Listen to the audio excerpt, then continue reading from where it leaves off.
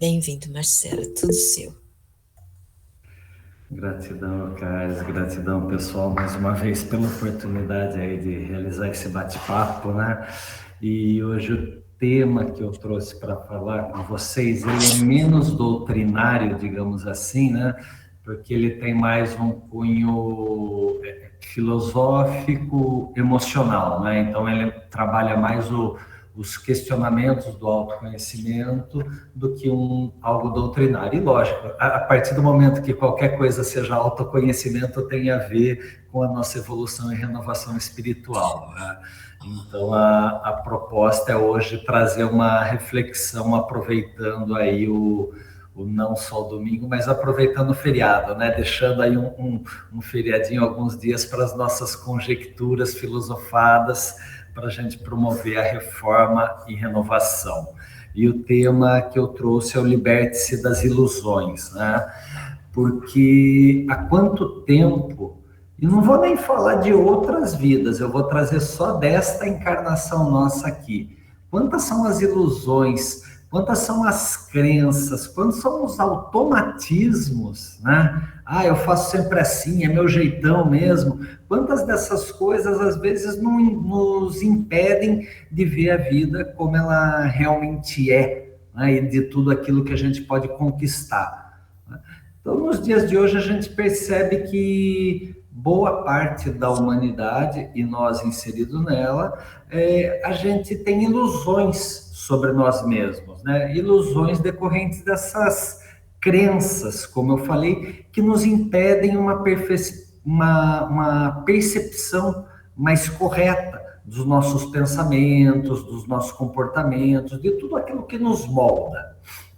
Então, quando nos é trazida a mensagem de Jesus, é chegada a última hora, só que a gente foi empurrando essa última hora com a barriga, foi empurrando, e agora talvez seja a hora derradeira, talvez seja a última oportunidade que tenhamos aqui no planetinha azul maravilhoso, né, da gente realmente mostrar que estamos com mãos à obra e com um espírito dedicado ao trabalho de mudança. Então é o momento da gente vencer todas essas crenças e ilusões. E para a gente entender um pouquinho, eu não vou entrar em raiz do significado próprio do que é uma crença, porque quando a gente pega as significações psicológicas, ela tem várias vertentes, mas aqui para nós, uma visão mais abrangente, crença ou ilusão é tudo aquilo que dá uma certeza de que um fato, uma situação, um comentário ou uma imagem é real, né? Então, hoje aqui eu estou olhando aqui na minha rua, tudo enfeitado, tudo não, algumas casas enfeitadas para Halloween, né, que se comemora hoje, né? Então, vamos dizer, as crianças menores olham lá aquela abóbora e já vem um monstro, né? Vem um fantasminha e sabe que é até uma pessoa com um lençol na cabeça, ela tem uma breve noção, mas mesmo assim mantém a distância, porque tem uma crença, uma ilusão de que aquilo é ruim. A própria humanidade, né, se nós formos falar de espíritos, a própria humanidade, desde o início, sempre teve contato com espíritos, desde os superiores até aqueles errantes e mesmo os trevosos. Mas, durante muito tempo, acreditou-se que eram apenas espíritos malévolos e alguns sendo anjinhos, pouquíssimos desses, né? Então, as crenças, as ilusões nos movem a caminhos muitas vezes tortuosos, porque elas criam uma falsa realidade diante de nós. Aquela crença de que, por exemplo, o meu jeitão é assim, eu não vou mudar. Cada vez que eu falo, meu jeito é assim, eu crio uma camada, uma carapaça mais forte de que eu tenho que ficar incrustado nessa concha e acabo não me desenvolvendo e não abrindo para a vida. A crença que eu acreditar que, por exemplo, quando a gente assistia novelas, filmes, esse tipo de coisa, que sempre tem um pulando a cerca, né, o adultério imperando. Então, se eu acreditar que o adultério impera, eu vou ficar olhando para minha esposa, para o meu marido, para o namorado, para a namorada, sempre com um olhar de dúvida. né? Então, eles criam uma falsa realidade. E essa falsa realidade não é porque é difícil da gente compreender, né? Mas é porque normalmente a gente quer ficar na zona de conforto, culpando os outros, dando desculpa que o problema está no outro, está na situação, ao invés da gente refletir, pensar e agir. Então, vamos dizer, um dos grandes problemas das crenças é que a gente não quer pensar. E aí eu trago aquela história que a maioria aqui já ouviu, que leite com manga mata, né? Sei lá se veio da vovó, do bisavó. Na verdade, isso aí veio da época do escravagismo no Brasil, né? Tinham lá as grandes fazendas de gado leiteiro, e os escravos que estavam lá trabalhando nas fazendas, eles, poxa, tinham uma refeição à míngua, né? E, na verdade, então, o que eles faziam? Eles iam lá e roubavam parte daquele leite do gado, eles pegavam, escondiam para depois poder se alimentar. E a mesma coisa, tinham as mangueiras naquelas fazendas, então eles pegavam as mangas e acabavam comendo também. Só que os senhores, os fazendeiros, estavam perdendo o leite, né? E o leite era produto do ganho financeiro deles. Aí eles espalharam um boato de que se tomasse leite e comesse manga, os escravos poderiam morrer. Aí o que eles pensaram? Bom, o leite, se eles me pegarem roubando, eu vou tomar chibatada, vou pro pelourinho, né? Todo aquele tipo de coisa e posso até morrer. Mas a manga está liberado. Então a gente só vai comer a manga, né? E daí, dessa história, criou-se ou seja, de 1700 e pouquinho, já estamos no ano 2000, temos aí 300 anos com uma crença que ainda perdura. E se a gente talvez andar um pouco mais para o interiorzão ainda, isso aqui seja uma realidade muito forte ainda, né?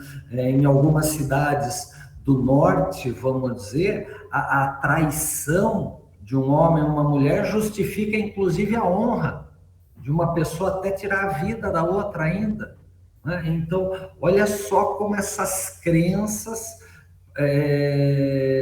podem ou impedir ou possibilitar a gente de possibilitar atrocidades e impedir a gente de progredir.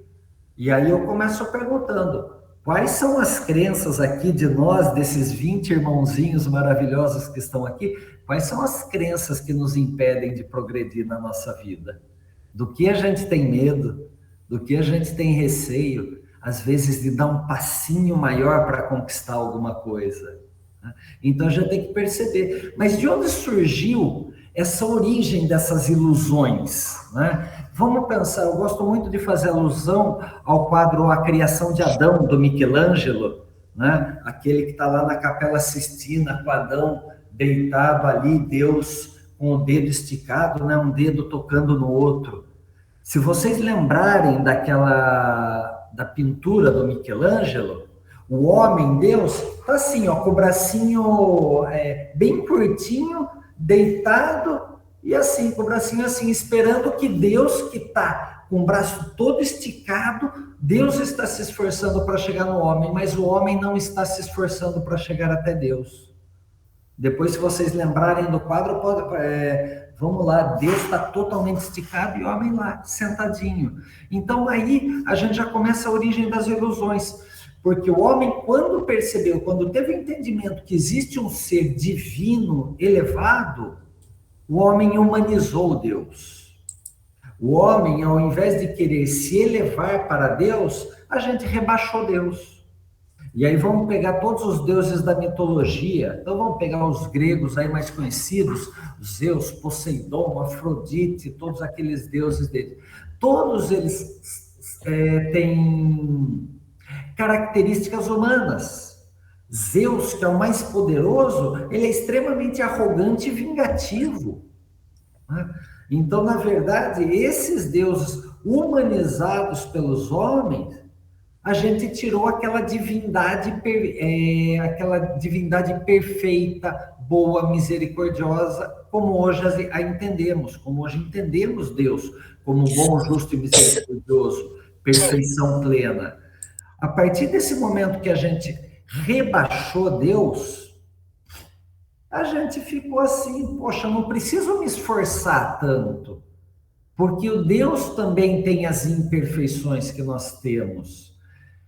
E aí o homem ficou muito tempo não buscando a elevação. E isso criou uma primeira ilusão, a ilusão da necessidade. Porque já que aquele Deus não é perfeito e Deus tem as falhas humanas, digamos assim, se Deus tem necessidade, por que eu também não posso ter? Então a gente desvirtuou o caminho de Deus. Mas Deus, como tal conhecemos hoje, aí beleza, a progressão da humanidade, da sociedade, da nossa própria religiosidade e espiritualidade mudou. Então já não somos mais aqueles homens de 3.000 anos atrás. Então essas nossas crenças e ilusões a respeito de Deus também tem que mudar, tem que evoluir. Hoje nós temos Deus como todo. E se Deus é o todo, ele não precisa de nada. Se ele não precisa de nada, Deus não tem necessidades. Mas como a gente humanizou,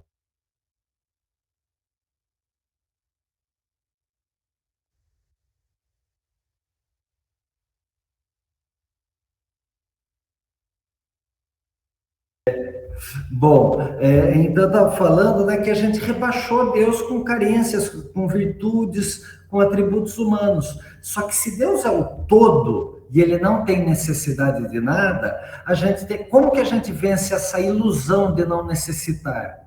É entender que a nossa felicidade não depende de condições para existir. Nós podemos ser, quando a gente traz lá o Evangelho segundo o Espiritismo, capítulo Felicidade e Infelicidade Relativas na Terra, né, a gente compreende melhor isso. Nós podemos ser felizes tanto quanto comporta a nossa vida aqui na Terra. Mas a gente confunde felicidade com aqueles picos de alegria, de tristeza, né? Então, poxa, eu não estou feliz porque hoje o dia está cinza. Poxa, eu não posso ser feliz com um dia cinza? Pô, nossa, hoje eu estou numa euforia de Disney, vamos dizer, né? Rojão, fogos maravilhosos para todo lado, tudo é festa. Mas depois tudo isso vai vir numa linha harmônica, né? Então a gente tem que entender que a felicidade não tem condições para existir. E, na verdade, a felicidade gera as condições para nós existirmos. Como? Através de um olhar de gratidão. Se eu agradecer por quem eu sou, errei bastante? Sim, errei muito. Erro ainda e vou errar ainda porque sou perfectível, né? Mas não sou perfeito ainda. Então, eu tenho que aceitar as minhas mazelas, meus erros, meus tropeços. Só que a gente fica olhando sempre para o que nos falta. É aquela história do copo meio cheio e meio vazio que se diz, né? Poxa, é o copo meio cheio, meio vazio. Uns dizem que o copo olha meio cheio é otimista, olha meio vazio é pessimista. Mas não, gente, um copo meio cheio ou meio vazio, ele é simplesmente aquele copo com metade de água. A situação é aquela, é um copo com metade de água, ponto final. Nem otimista, nem pessimista, nem meio cheio, nem meio vazio, ele é o que ele é. É um copo com metade de água. É um copo repleto de oportunidades para mudanças, porque aquela metade de água pode matar a sede, você pode pôr groselha e fazer suco, você pode levar ao congelador e fazer gelo, você pode tomar um medicamento com ele, você pode espremer uma laranja e fazer um suco natural. Então aquele copo é o que ele é. E é um mundo de oportunidades. Só que a gente fica sempre com a necessidade de alguma coisa. Se uma pessoa der 99 moedas para você, de R$1, e aí você for contar e vai falar, 99 moedas, caramba, eu perdi uma. Porque você fica achando que a outra pessoa tinha te dado 100 moedas, porque a gente tem aquela ideia do número redondo. Mas não, a pessoa só te deu 99, mas você vai passar o dia procurando aquela outra moeda, achando que deveria ter 100. Ou seja, essa é a ilusão da necessidade, achar que sempre algo nos falta. E isso é problemático, porque no mundo materialista, a gente fica correndo atrás de coisas que não vão preencher. E da mesma forma, no mundo espiritual, a gente tem que parar de ter a ilusão da santificação, de achar que nessa encarnação a gente já vai ser um homem de bem. Porque se eu achar que eu tenho que tirar nota 10 em todas as virtudes, o fardo, o peso vai ser muito grande. E aí eu não consigo progredir, porque todos os dias, ao invés de olhar o que eu fiz, eu vou passar a olhar o que eu não fiz, o que eu deixei de fazer, e vou colocar mais cobranças para o dia seguinte. Então, essa ilusão da necessidade é muito grande. E se essa ilusão da necessidade se fortalecer, ela me leva a uma outra ilusão, que é a ilusão do fracasso. Porque cada vez que a gente quer algo, seja material, seja de comportamento, e não consegue, a gente tem medo. Será que eu vou conseguir? Esse medo de falhar, de não conseguir, de ser derrotado, leva a essa ilusão do fracasso, que trava o indivíduo, que limita o nosso progresso. Só que aí a gente tem que entender também, para contornar essa ilusão, se a ilusão da necessidade a gente contorna com um olhar de gratidão, a ilusão do fracasso a gente contorna sabendo que não existe fracasso. Olha só que libertador que é isso, gente. Não existe fracasso. Cada erro nosso é um feedback da vida, é um retorno que a vida está dando para a gente, que algo tem que ser corrigido, que algo a gente tem que mudar. E aí aprender com o resultado. Então, eu fiz alguma coisa e não consegui o resultado que eu esperava, eu tenho que mudar a forma de agir, a forma de pensar, a forma de proceder. Se não me engano, foi Thomas Edison que falou, né? Eu descobri 999 formas de não dar certo, mas essas 999 formas de erro que me levaram ao sucesso.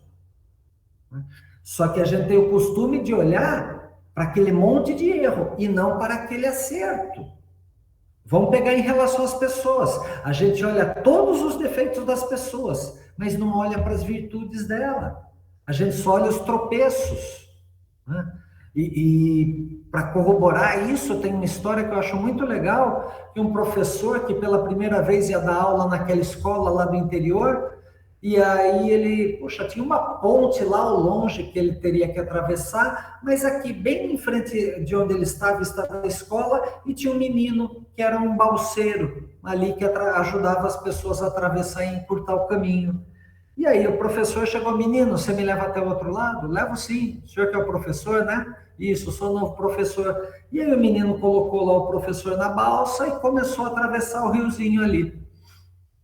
E no meio do caminho o professor: mas menino, você não vai à escola? Não, professor, papai morreu, a mamãe tem que ficar em casa cuidando da roça e dos meus 3 irmãozinhos. E eu aqui com 8 anos, que sou mais velho, fico aqui fazendo esse trabalho para ajudar a mamãe em casa. E aí o professor falou: e você não sabe nada de matemática? Não, professor. Nossa, isso vai te conduzir ao fracasso. E de história, você conhece alguma coisa? Não, professor, eu não sei nada de história. Nossa, você vai ser um fracasso na sua vida. E estava naquela conversa, né, de julgamento, e vem uma pequena ondinha do rio ali que vira o bote, vira a balsa. E o professor não sabia nadar. E, logicamente, quem salva o professor foi o menino, que aí leva o professor até outra margem, porque o professor não sabia nadar e o menino sabia. E o professor, em prantos, compreendeu então a lição, que cada um está tendo a lição, está tendo a prova que necessita naquela vida. Se o menino não sabia de matemática ou história, não significa que ele era fracassado, mas ele estava passando as lições que ele necessitava. E estavam os dois ali, um ao outro, podendo se ajudar mutuamente. Aquele que podia mais, olhou talvez com desdém o mais humilde, julgou o mais humilde, mas aquele humilde de bom coração foi quem salvou o grande homem, o grande sábio, né? Então a gente tem que entender que não tem fracasso na nossa vida. Existem formas que a gente aprende, estamos errando. Me relacionei uma vez com uma pessoa, não deu certo, significa que eu não posso me relacionar nunca mais? Tive um erro no meu trabalho, significa que nunca mais eu posso fazer aquele trabalho de novo? Não, são aprendizados. Estou fazendo arroz, errei, queimei, significa que eu nunca vou fazer? Não. Só que a gente tem que entender isso e trazer para os nossos comportamentos do dia a dia, para os nossos pensamentos. Se hoje eu julguei alguém, puxa vida, depois vem a reflexão, a lei do Santo Agostinho, né? Poxa, deixa eu interrogar minha consciência. Por que eu falei mal daquela pessoa? Por que eu agi com impaciência, com intolerância? Vem a reflexão. Então, fracassei? Não fracassei. Eu errei. E eu tenho como corrigir. Porque se eu não corrigir, essa ilusão do fracasso me leva a uma outra ilusão, que é a ilusão da insuficiência. A gente tem hoje uma crença muito forte de que não existe o suficiente para todos. E só o vencedor é que vai ter recompensa. Só aquele que vai estar no pedestal, no número 1, no top, que é aquele que é merecedor de tudo. Por quê? Porque não tem, vamos dizer, medalha para todos. Talvez isso sirva lá numa competição da Olimpíada. Mas qual que é a máxima do Barão de Coubertin? O importante é tirar o primeiro lugar ou o importante é competir? O importante é participar, o importante é se superar. Então, com essa ilusão da insuficiência, que ela leva muito a poucos tem que ser o expoente, gera uma competitividade muito grande, concorrência, rivalidade. Um tem que ser melhor que o outro. Vencer deixou de ser conseguir algo e passou a ter sentido de triunfar sobre. Então, vencer não é o atingir um objetivo, mas é superar o outro. E aí a gente leva muito isso ao mundo profano, digamos assim. Eu tenho que ser um melhor trabalhador do que o outro, eu tenho que ser ter mais conhecimento do que o outro. Mas vamos trazer isso aqui para um centro espírita? Quantos não querem ser médiums melhores do que o outro? Ah, porque eu psicografo. Ai, você não. Aí as pessoas falam, nossa, quando tal pessoa aplica o passe em mim, eu me sinto tão bem. E aí o outro médium dá aquele olhar de três olhos assim, né? Meio de cunhenha. Com inveja. Por quê? Porque eu tenho que ser o melhor passista, o melhor sustentador, o melhor médium na psicofonia, na psicografia, e vira uma competição ilusória. Não, eu só tenho que ser melhor do que eu mesmo a cada dia. Eu coloquei aqui, quando eu falei da insuficiência, eu falei da medalha de ouro, e eu não lembro em qual Olimpíada, mas eu acho que era naquela prova de 110 metros com barreira, né, que saem os caras em disparada, pulando aqueles cavaletes. E teve não lembro se era jamaicano ou americano, chegou em primeiro lugar, e o segundo lugar foi um britânico. E o britânico estava exultante. Ele vibrava mais do que o cara que foi o campeão, mas ele ficou em segundo lugar. E aí um repórter chegou para ele, cara, mas por que você está tão contente? Você fracassou, você perdeu, você está em segundo. E o cara falou assim, aquele nego que ganhou, ele é o concurso, ele é muito bom. Eu poderia até ter superado, mas olha só meu ano, eu vim de uma lesão, eu quase fiquei fora das Olimpíadas. Eu superei as minhas dores, eu corri com uma baita dor aqui, cheguei em segundo lugar e com o melhor tempo que eu obtive em toda a minha vida. Você vai falar que eu fracassei, que eu perdi? Cara, eu me superei. Então esse é o entendimento que a gente tem que ter todos os dias. Eu não tenho que ser melhor do que o outro, eu tenho que ser melhor do que mim mesmo. É somente isso. Eu tenho que fazer a minha progressão. A gente não vai ser Chico nessa encarnação. A gente vai superar várias encarnações para sermos um expoente como Chico, como Bezerra. E da mesma forma, o Chico e o Bezerra tiveram muitas encarnações anteriores que erraram e aprenderam a progredir, mas querendo superar a si mesmo e não querer superar o outro. Porque se eu ficar com essa ilusão de querer superar o outro, vem uma outra ilusão. Então, olha a camada de teias de ilusão que a gente está criando. Se eu tiver essa ilusão da insuficiência fortalecida em mim, vai vir a ilusão da exigência. Por quê? Se eu tenho necessidade das coisas, que eu não posso fracassar e que não tenho o suficiente para todo mundo, eu passo a me exigir demais. E cada vez que eu exijo de mim, eu coloco um peso grande, né? Imagina que você está caminhando pela vida com uma mochila e cada vez que você fala eu tenho que, você coloca uma pedrinha. Nem grande a pedra, uma pedrinha só. Quantas pedras do tenho que a gente já colocou? Eu tenho que participar do trabalho do T2? Nossa, que cobrança. Tenho que? Não, não tenho, não é obrigação. Eu quero, eu desejo, me faz bem participar. Olha a diferença que faz. Eu tenho que acordar para fazer café, para fazer a faxina na casa? Não, eu desejo fazer isso. Para quê? Para que a casa fique em asseio. Ah, eu não gosto tanto de fazer faxina? Não, mas é importante para manter a harmonia, o equilíbrio. Então a gente muda a nossa vibração, a gente muda a forma de enxergar o trabalho. E da mesma forma, eu não tenho que progredir rapidamente. Eu necessito progredir no meu passo. Se eu posso fazer um passo mais acelerado, eu tenho que entender. Então, para isso, eu tenho que tomar consciência daquilo que eu já sou. Isso é importante. O que eu sou, isso me vale bastante. Ah, eu tenho algumas dificuldades com a arrogância, com a vaidade. Tenho que melhorar? Não. Desejo melhorar e vou melhorar. Mas, para e passo. E para mim, eu sempre tive muita exigência diante de mim mesmo. E quando eu li, e eu falo sempre, foi um livro que mudou a minha vida, foi Reforma Íntima Sem Martírio, da Hermance, mudou totalmente, porque ela tira toda essa carga de exigência. Ela fala, vai na tua rota, vai no teu caminho. Compreenda o que é bom para você sem colocar o peso. Porque quanto mais eu ficar me exigindo, eu já caio em outra ilusão, que é a ilusão do julgamento.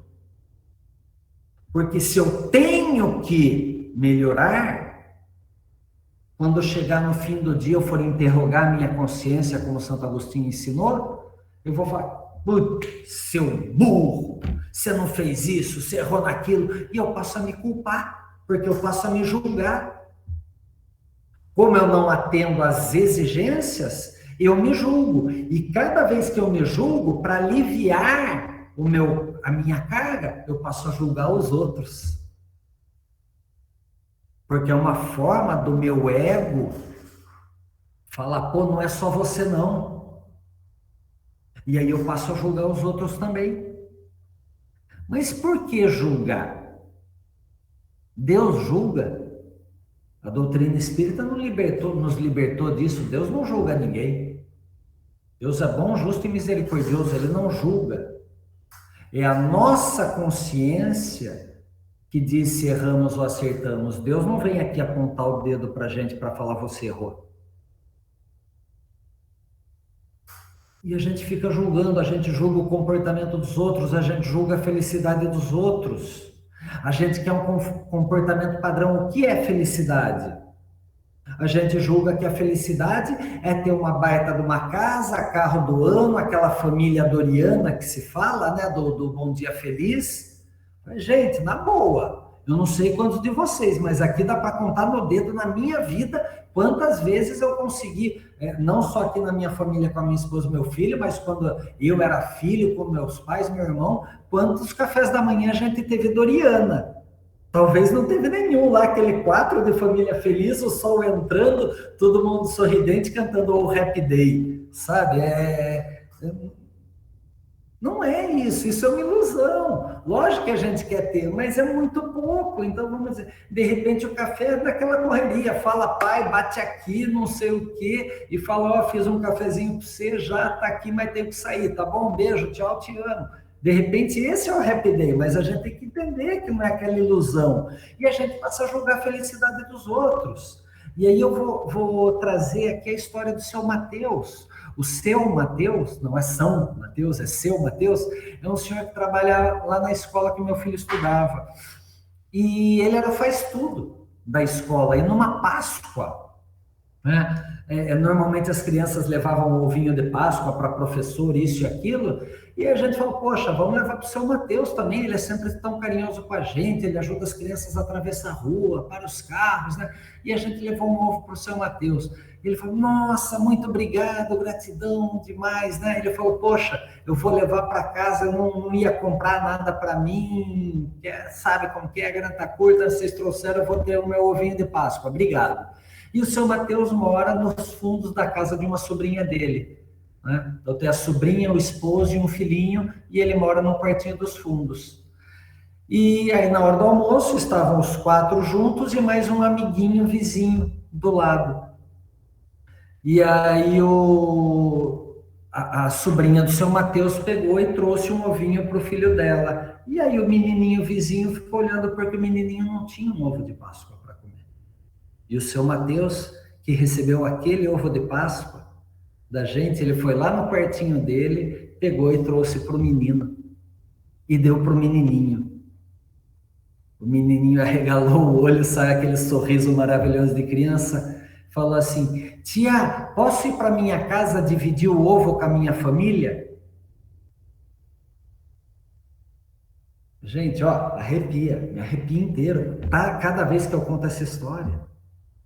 E aí eu vou falar que o seu Mateus, que ficou sem comer ovo de Páscoa, que mora no quartinho na casa da sobrinha, que ajuda as crianças a atravessar a rua, que ele não é feliz? Gente, é maravilhoso o que esse homem fez. E às vezes a gente se obriga a fazer doação e fazer caridade. Tá chegando Páscoa, tá chegando dia da criança, tá chegando Natal. Às vezes a gente se obriga a juntar uma cesta básica. E esse homem fez de bom coração e ele abdicou daquilo que ele tinha. Isso é felicidade.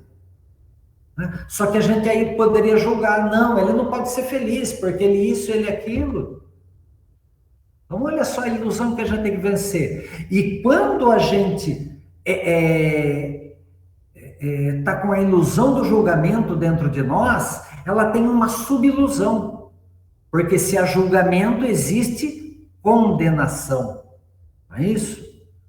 Se não tiver julgamento, não tem nem condenação, nem absolvição. Mas como se julga, a gente condena. A gente julga o outro pelo que está fazendo, então a gente condena os atos do outro, o comportamento do outro, a forma de ser do outro. E essa ilusão de condenação, o culpado merece uma pena. E se ele merece uma pena, ele vai sofrer martírios. E aí a gente vê, por exemplo, alguns, sem crítica, né, mas apenas a título de exemplo, se não me engano, nas Filipinas, na época da Páscoa, que aquelas pessoas saem se chicoteando pelas ruas. É esse o martírio que Jesus pediu para nós? Como eu sofri na minha via crucis, vocês têm que sofrer da mesma forma? É esse o martírio que a gente tem que fazer? De virar o santinho de ponta cabeça e fazer uma promessa para barganhar com Deus? Gente, se eu quero parar de comer carne, não é promessa para barganhar, então eu vou fazer para parar de comer carne porque eu quero ter mais saúde e as proteínas eu vou arranjar de outra forma. Simplesmente assim, não de querer uma barganha. Né? Então, se a gente ficar baseado nessa ilusão do julgamento, essa ilusão da condenação vai vir também e fortalecer aquela teia. E aí também a gente tem a ilusão e elas nos levam à ilusão da condicionalidade, que é o quê? Impor condições para ser feliz. Eu só vou gostar de quem gosta de mim. Eu só vou ligar no aniversário dela se ela ligar no meu, porque o dela é uma semana antes. Eu só vou fazer aquele trabalho que o chefe pediu se ele me der aumento. E aí vira tudo condição. E a gente fazia isso, alguns ainda fazem, né? Meu filho já é grande e não funciona mais, mas a gente fazia chantagens com os filhos. Filho, se você comer tudo, ganha sobremesa. Por que tem que ter isso? Ao invés de eu falar, filho, é importante você comer isso aqui, porque o corpo precisa disso, disso e disso. E depois a sobremesa vai ficar muito mais gostosa. Poxa, totalmente diferente.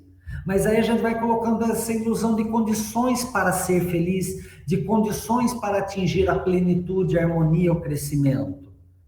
E não tem isso, não tem condição para isso. Basta a gente assumir a responsabilidade ao invés de colocar força e condição nos outros. Aí a gente fala, nossa, é tão difícil ser feliz. Aí a gente assiste aqueles casos de amputados, né? A gente tem aquele, se não me engano, é Sérvio, né? Nossa, fugiu o nome dele, Vush, agora não vou lembrar, mas é aquele cara que não tem os braços e as pernas e dá palestras motivacionais. Ele só tem um toquinho aqui na perna que ele chama que é uma asinha de frango. Ele mesmo fala, é minha asinha de frango. E ele surfa, ele dirige, ele casou, ele tem filho, e ele traz o brilho da vida todos os dias. E de repente a gente, com todos os dons, tendo fisicamente tudo aquilo que a gente tem, a gente reclama da vida. Eu não posso ser feliz porque isso. Eu não consigo estudar doutrina espírita porque tem que ler e eu não gosto de ler. Para com isso, gente. Primeiro, que não gostar de ler já é uma crença. Não é que você não gosta, você não tem o hábito de ler. Começa a ler de pouquinho em pouquinho que você vai aprender a ler. Se for num consultório médico e tiver uma revista da Turma da Mônica, você vai pagar para ler. Então você lê. Você lê e-mail, você lê mensagem no WhatsApp. Falar que não gosta de ler é bobagem, você só pode não ter o hábito. Então vamos vencer. Porque se a gente não vencer essa ilusão da condicionalidade, a gente vai ter o quê? Acima de tudo, é a ilusão da superioridade. A ilusão da superioridade é achar que só quem tem as melhores condições vai atingir o ápice. Que só quem tem o dom da inteligência suprema vai ter boas notas. E que não adianta eu estudar, porque o outro não estuda e tira nota boa, eu ralo, e tiro um 6, 6,5, difícil chegar no 7. E aí você vai sempre se rebaixar, porque alguém tem que ser superior. Só quem tem dinheiro pode ser feliz. E tá aí o seu Mateus para passar uma rasteira nisso. Só pode conhecer a doutrina espírita quem tem o dom da mediunidade, quem consegue falar com o seu guia, com o seu mentor. Gente, para com isso. Não existe isso, né? Só quem tem o poder consegue determinar os próprios atos e ser realmente livre. E aí essa ilusão da superioridade, gente, eu gosto de trazer muito o exemplo do Rubinho Barrichello, nosso piloto de Fórmula 1. Para 200 milhões de brasileiros, praticamente, ele é um fracassado. Porque ele não foi campeão ou isso ou aquilo. Gente, o Rubinho competia com um cara que era o Schumacher, e o Schumacher era um expoente. Era um daqueles seres que tem o talento e a qualidade na profissão dele. E o Rubinho era excelente.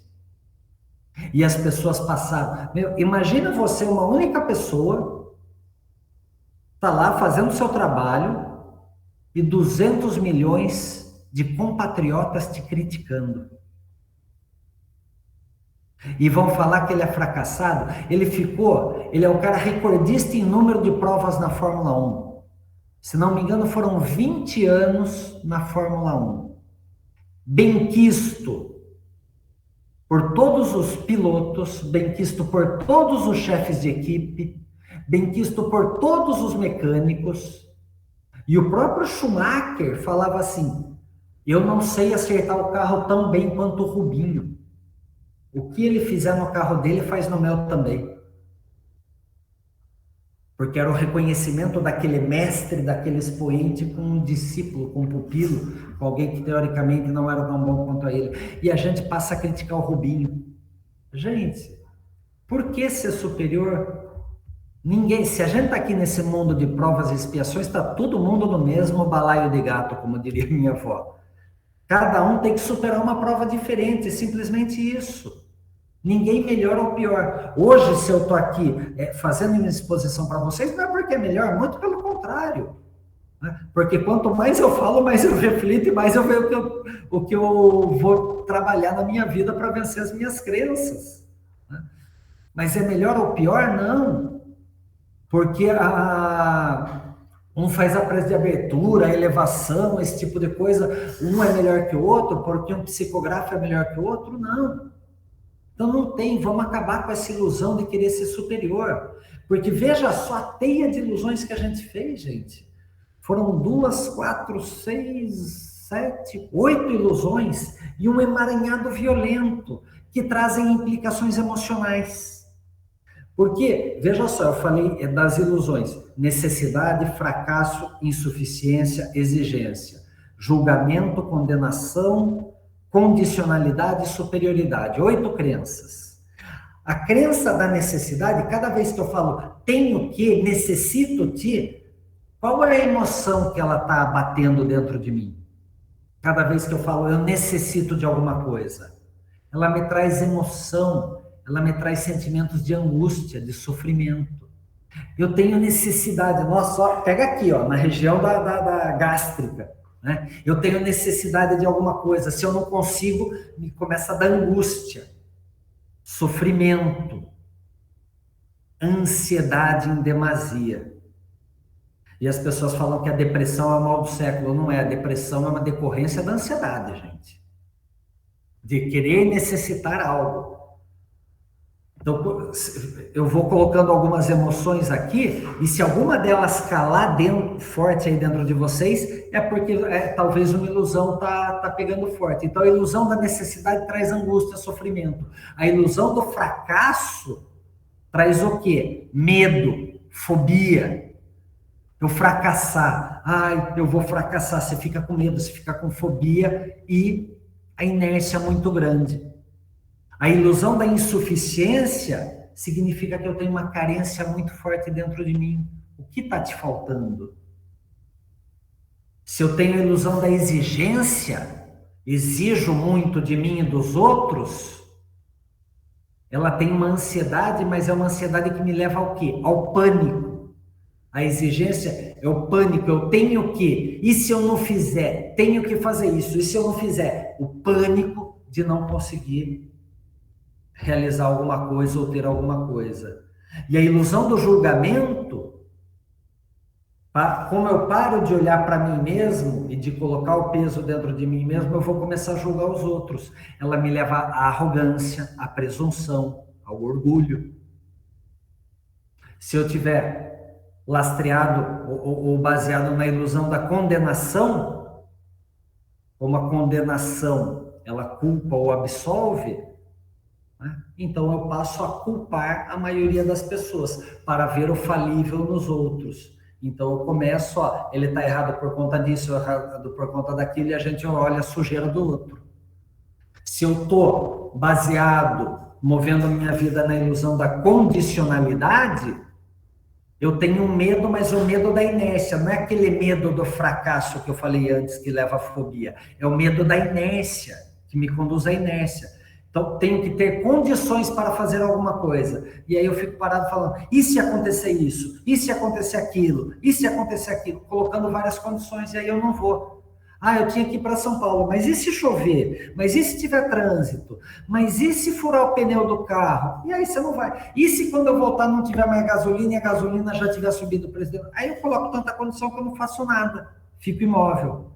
E aí, por fim, a implicação da ilusão da superioridade. Quando eu me julgo superior, eu trago o egoísmo muito forte dentro de mim. E cada vez, quanto mais egoísta eu sou, os outros se afastam de mim e eu vivo em solidão. E o narcisismo impera dentro de mim. E como eu sou narcisista e vivo em solidão, eu vou ter que preencher aquele meu vazio. Como que eu vou preencher o meu vazio? Volto para aquela primeira ilusão da necessidade. Eu vou preencher o vazio através de coisas materiais. E aí eu começo tudo de novo, um círculo vicioso dentro disso, gente. Depois eu até passo para o Caris aí esse slide sobre as implicações emocionais, e aí eu coloco no grupo para poder fazer uma reflexão. Então, o que a gente tem que entender? Reflexão. Como que eu venço essas minhas ilusões? Né? Faço tombar. Primeiro, eu tenho que entender, aceitar que tem uma crença instalada dentro de mim. Então, aceitei que estou movido por essa crença. Mas aí eu tenho que jogar dúvidas. Essa crença me ajuda? Ela é limitante ou ela é possibilitadora? Se ela me limita, eu tenho que superar essa crença. E aí eu me abro para duvidar. Eu começo a indagar se essa crença está realmente sendo boa ou se é só meu ego protegendo. Até o passo que eu vejo que essa crença me limita e eu passo a não acreditar mais nela e eu começo o meu trabalho. Ou seja, aceitação, autoconhecimento, reforma íntima e renovação espiritual. Trazer exemplo prático, Papai Noel. Éramos crianças, acreditavam em Papai Noel. Papai Noel é o que a gente imaginava que era praticamente Deus, né? A gente acreditava, confiava muito. Aí um dia chegou aquele priminho chato que falou, Papai Noel não existe, Papai Noel não se acredita, né? E aí a gente passou a duvidar. Poxa, será que Papai Noel não existe? E aí a gente já começou a perceber, nossa, cada vez que vem o Papai Noel parece aquele tio mais gordinho, e aí aquele tio, o Papai Noel tem a voz do tio, aí você passa a duvidar, até o momento que você passa a não acreditar. E vamos dizer, pode ter criado uma desilusão muito forte em determinado momento, mas você superou a desilusão e caminhou para a tua vida. Então a gente tem que vencer as ilusões. Mas como que a gente vence? Voltando para nós mesmos, olhando no espelho e ver quem a gente realmente quer. Quem eu sou.